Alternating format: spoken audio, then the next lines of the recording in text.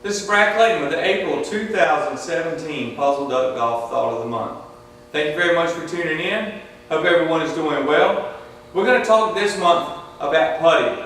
Something I feel like is quite a bit overanalyzed, but something we're going to try to simplify by giving you a couple of thoughts to make it a little more efficient, or make your putting stroke a little bit more efficient. Two main thoughts are, one is how to hold the golf club, how to hold your putter. In a golf swing, when you're trying to create speed and trying to create power, you hold the golf club in your fingers, get a little more on the back of the club, your wrists will cock up, they'll release down, create speed and power as you go through. So back, down, and through, and create some speed. In putting, we don't need power. In putting, we need efficiency. We need efficiency in the full swing as well, of course, but here we don't need to have any power involved. So I'm going to suggest to you that you hold your golf club, and make sure that you hold your golf club more in the palm of your hand. And if you can set up and see your grip underneath your forward arm, to me that's too much in the fingers. I like to see you grip it more up in the palm so that the shaft of the golf club and your forearm make a straight line. If you're holding the club so that it shows out the bottom of the arm here, to me that's too much in the fingers and it brings in your wrist too much to play. So I like to see the grip more up in the palm.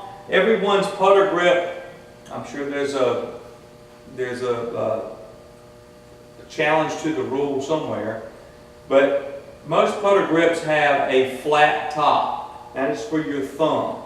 So we want the thumb on the top, the back of your forward hand parallel to the club face, and the shaft of the club making a straight line. Now, a lot of people hold the club up top. I'm going to suggest that you play with moving it down to below your backhand. So you can put it anywhere you like to. You can go on the top or the bottom, making sure that you've got the relationship we just talked about. But I'm going to suggest that you go down to the bottom and put the backhand on the top of the grip rather than on the bottom. When you've got the club in a more, quote, traditional grip, you tend to get a little bit wristy.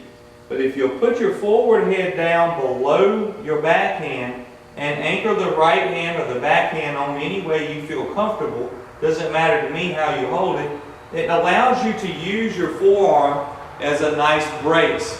And I started using this grip in about 1992, and I think I remember seeing, maybe it's a little bit later than that, 93, 94, but I remember seeing Bernard Langer doing this at the Ryder Cup, which was in 93. So it was just after that it kind of occurred to me that this was a good way to go.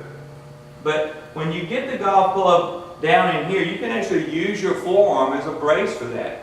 And you can have some rotation, but you're not going to have as much wrist action if you get it braced up against this arm. And how you hold it with the right hand doesn't matter to me. So the forward hand you put in here, back of the left, back of the forward hand is parallel to the club face, thumbs on top, and the shaft makes a nice straight line with your forward arm. Right hand or the back hand you can put in whatever way feels comfortable to you.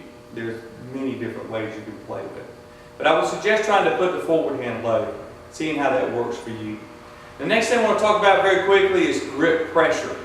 You can go from a 1 to a 10. 1 being the lightest, 10 being the tightest. If it works for you at 1 or 2, then please do that. If it works for you at 9 or 10, then please do that. I think those are two extremes. I like to be a little bit more in the middle. Personally, I like a firm grip, not a tight grip, but a firm grip. But try to feel how your stroke actually reacts with different kinds of pressure. If you're tending to get jerky, you might want to soften up your arms and get a little bit softer in that pressure so that you have things flowing a little more. If you tend to be a little loose and not quite so efficient with your stroke, you might firm up just a little bit just to get your arms and shoulders and your back moving more in harmony. So kind of play around with the grip pressure, see what works for you. Again, personally for me, it's a firm grip but not a tight grip. It's not a super light one and it's not a super tight one. It's one kind of in the middle where everything works together. And that's what seems to work for me. I know some players that like it tighter, and some players that like them lighter. But try to find out what works for you. So get that golf club in the palm of your hand so that the shaft of the club makes a straight line with your forward arm. Have a different or a pressure that works for you. Set up and make your stroke. 1, 2, and hold. And I'm going to tell you that I made that on the first take. You gotta love how I put the camera so you can't see that, but it actually did go in.